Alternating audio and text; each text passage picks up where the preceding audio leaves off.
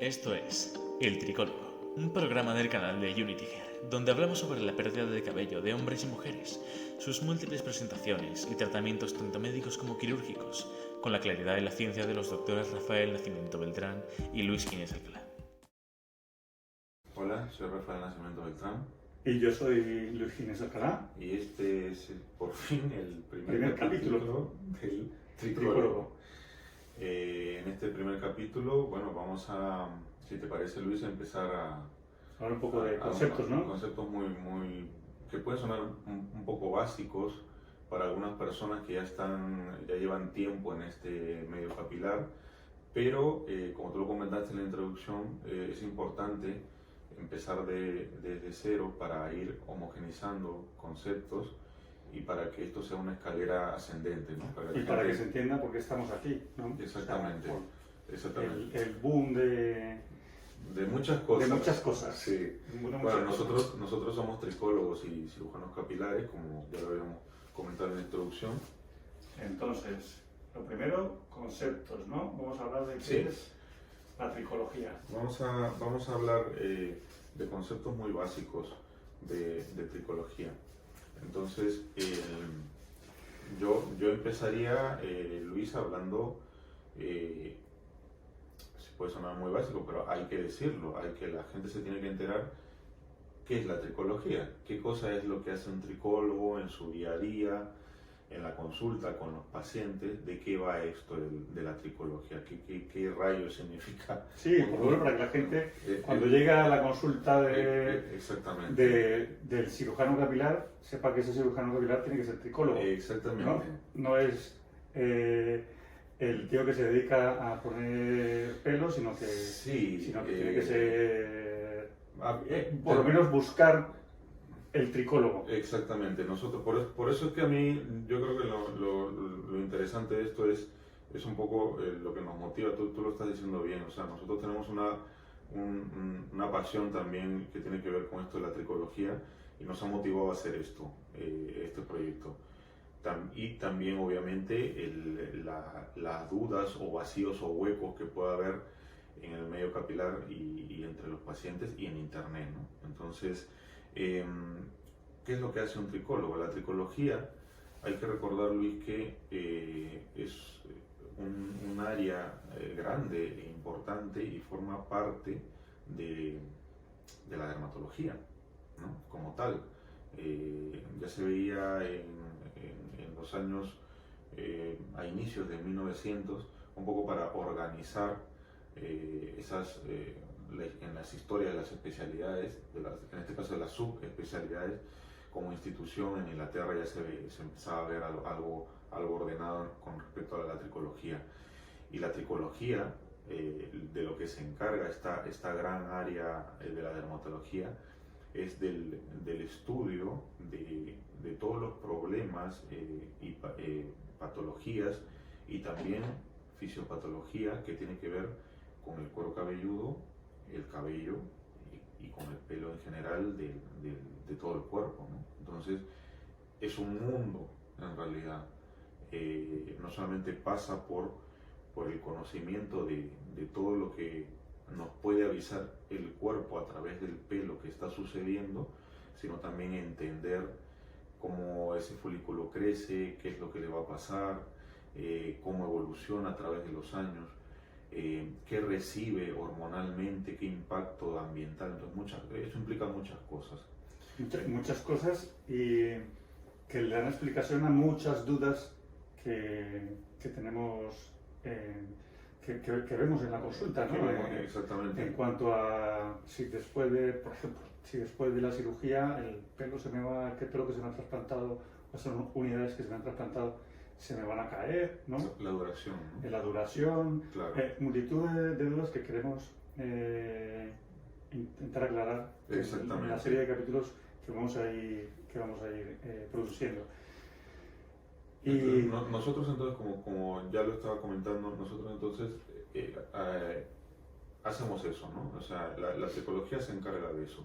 Ahora bien, también es verdad y creo que la gente se debe dar cuenta, lo hablábamos hace unos días,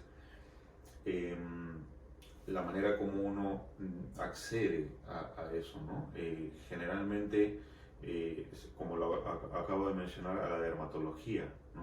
Entonces, y sí es verdad, hay muchos compañeros dermatólogos que se subespecializan en la tricología. Pero en este medio, nosotros llevamos ya algunos años aquí en España, la manera de acceder, que generalmente es, también a nivel mundial ocurre lo mismo, la manera de acceder a veces es a nivel de pregrado, pero también mucho a nivel de posgrado. Entonces, hay muchos colegas que no necesariamente son dermatólogos, pero son muy buenos tricólogos, ¿no? Entonces, en principio, la manera de acceder generalmente aquí, como comento, es a través del posgrado. Y a través de ese posgrado es donde también existe un adiestramiento que nosotros hemos recibido para hacer cirugía capilar. De hecho, se ofrece así, ¿no? Como tricología y cirugía capilar. Y eso es importante que la gente lo sepa también, porque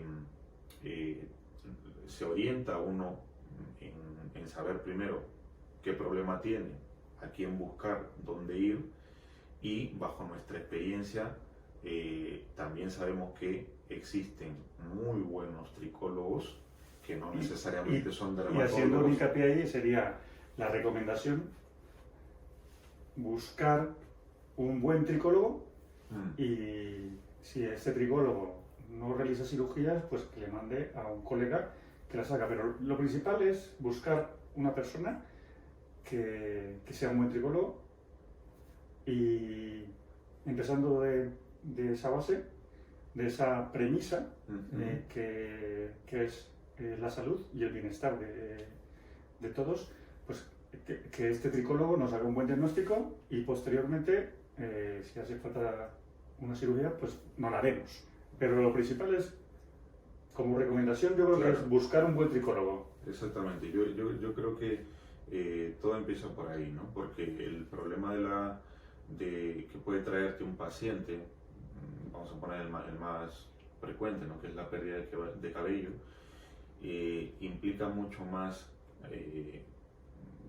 que ir directo hacia un acto quirúrgico, ¿no?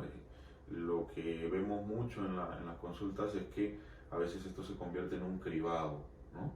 Entonces, el tricólogo no es un cribador de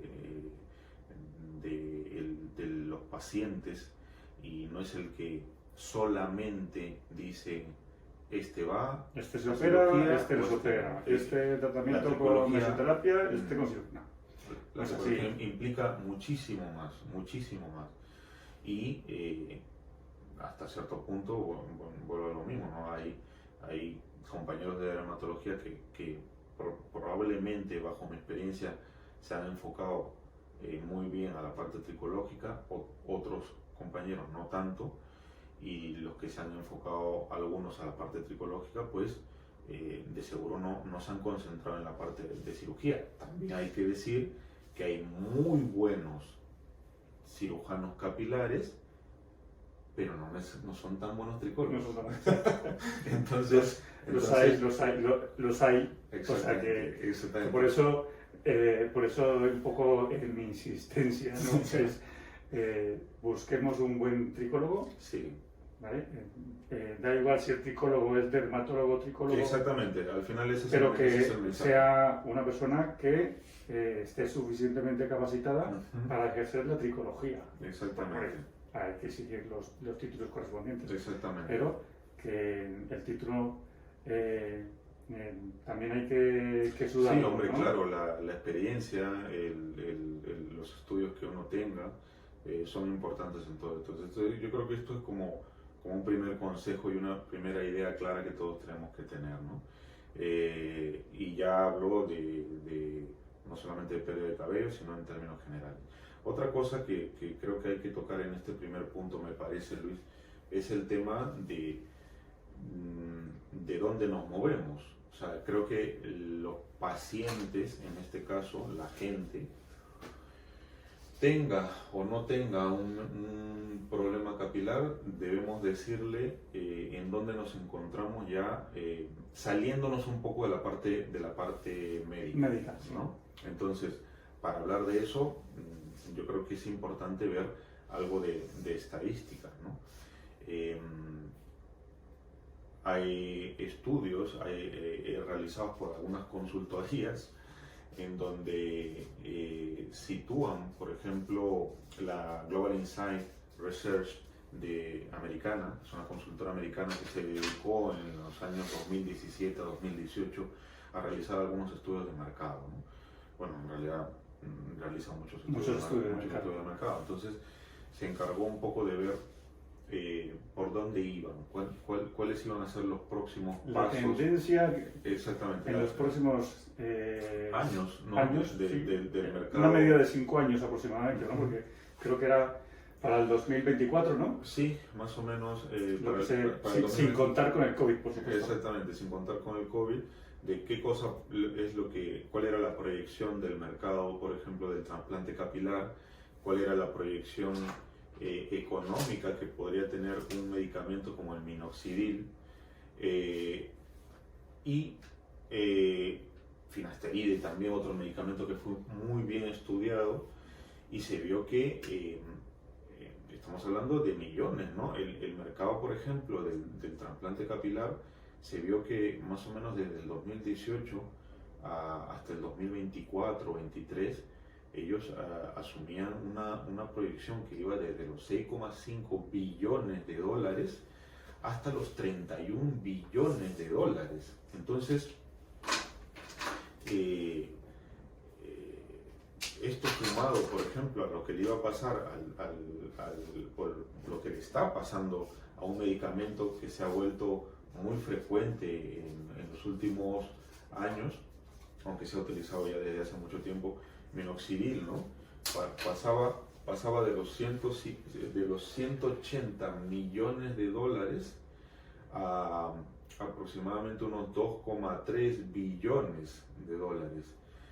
Lo mismo le pasaba al finasteride también, no en el mismo rango, y sumaban una tasa de crecimiento anual de más o menos un 3%, más o menos. Para poner una comparación, Amazon, por ejemplo, que es el monstruo que no ha seguido creciendo a pesar de todo lo que ha pasado, maneja tasas de crecimiento anuales en torno al 5, al 6. Entonces, estamos hablando de negocio, estamos hablando de oferta y demanda, pero estamos hablando de mucho dinero. Cifras escandalosas. Exactamente. Pero no todo es malo. No, bueno, porque, exactamente.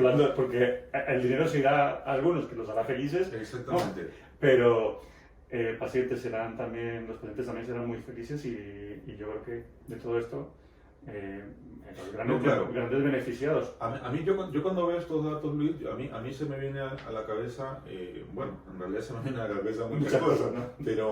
Pero por ejemplo, con ese espíritu un poco de prevención y de cuidado, el instituto que se encarga un poco de la sociedad que se encarga del trasplante capilar a nivel mundial, ¿no?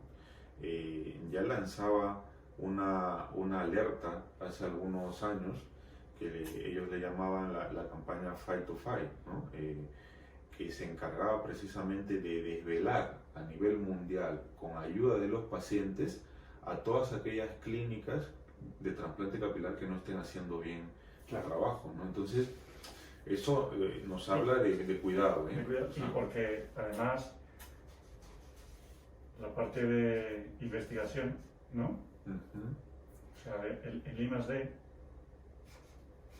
va hacia arriba. Va hacia arriba. Esa es la parte buena, digamos.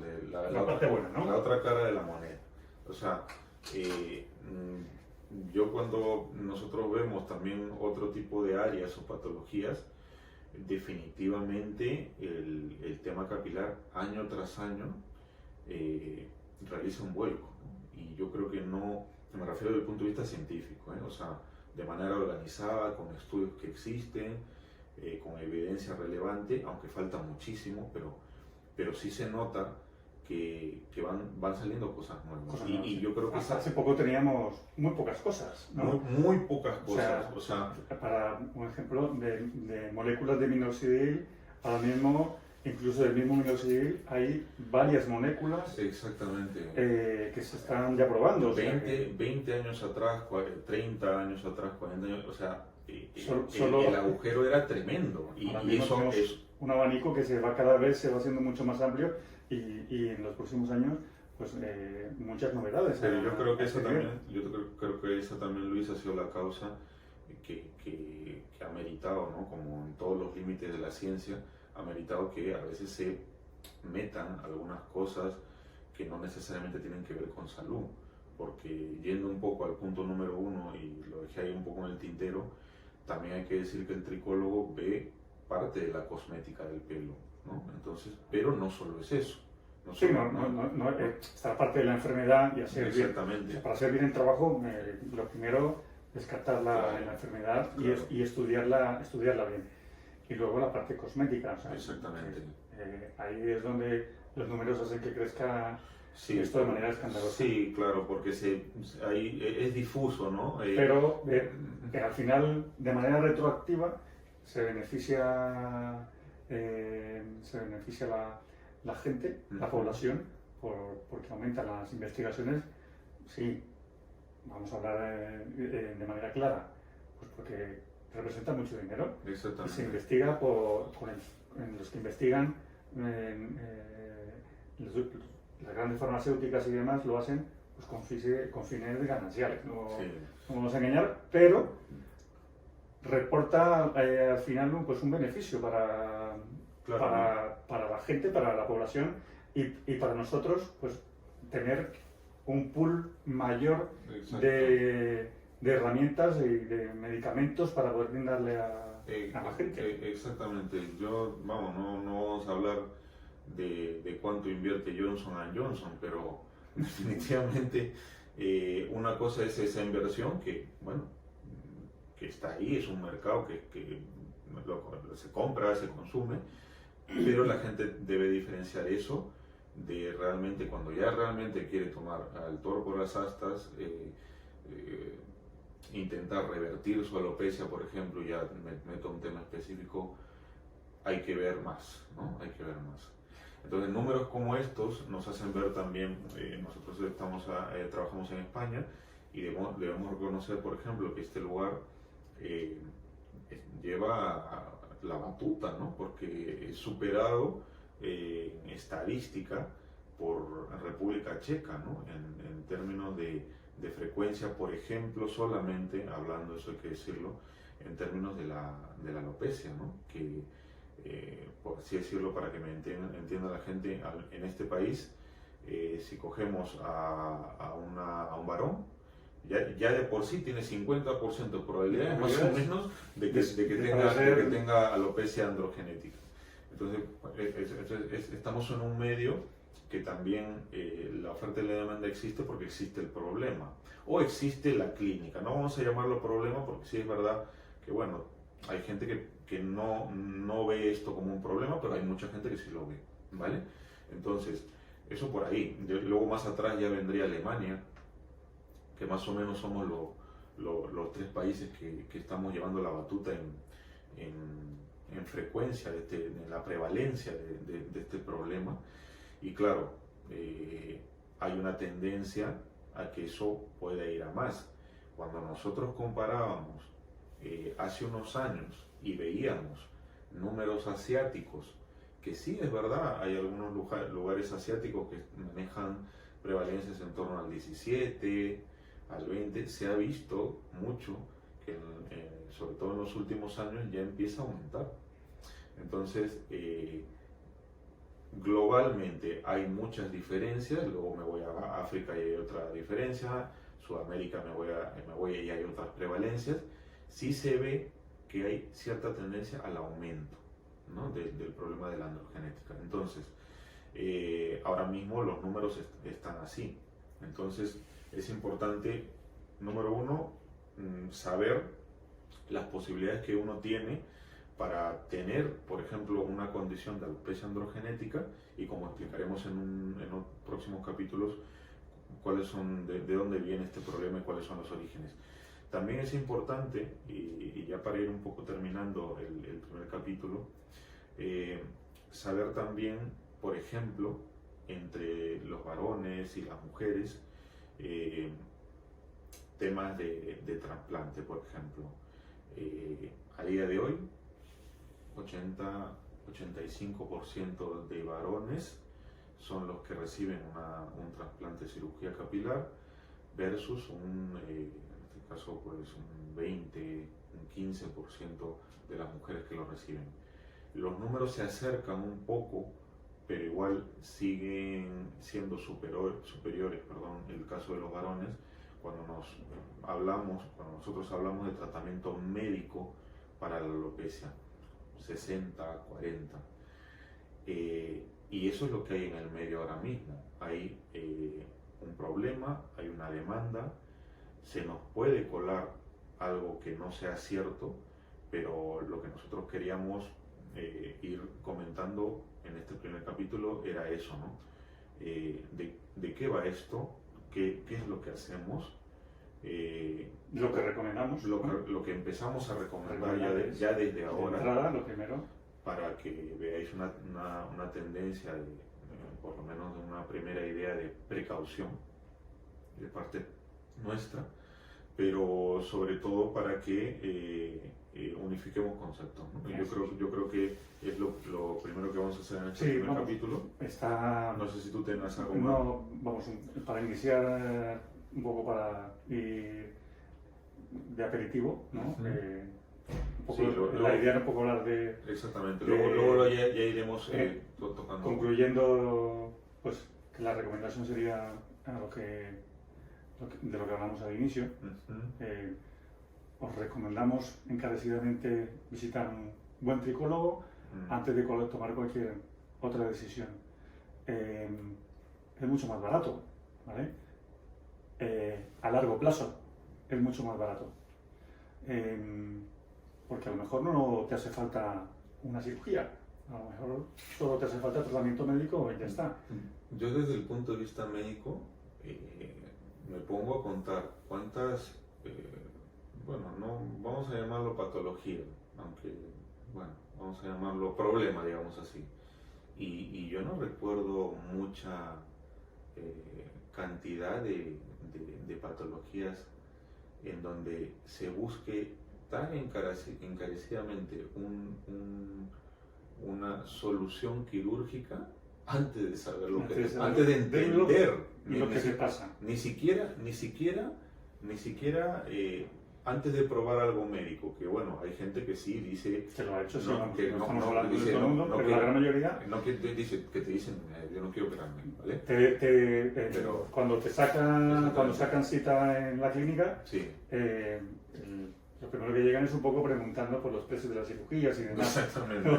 Exactamente. Pero lo que queremos es todo lo contrario. Exactamente. Vamos a hacerte un buen diagnóstico. Exactamente. Y luego te ofrecemos las posibilidades que tienes, las posibilidades realistas. Realistas, personificadas. Y empezando siempre por el tratamiento médico, que yo creo que eso es la base de eso es importante, ¿no? Pero la idea es esa, ¿no? Sí. Así que en este primer capítulo yo creo que para empezar hemos dado algunos conceptos importantes y nada, yo simplemente agradecer que nos estéis viendo y nos veríamos ya en el siguiente capítulo en donde ya empezaremos a hablar de otros conceptos que tienen que ver con progresión natural de la pérdida del cabello. Así que, sin más, yo me despido y nos veremos pronto. En la próxima edición. En el próximo capítulo. Nos vemos en el capítulo número 2. Venga. Hasta luego. Hasta luego.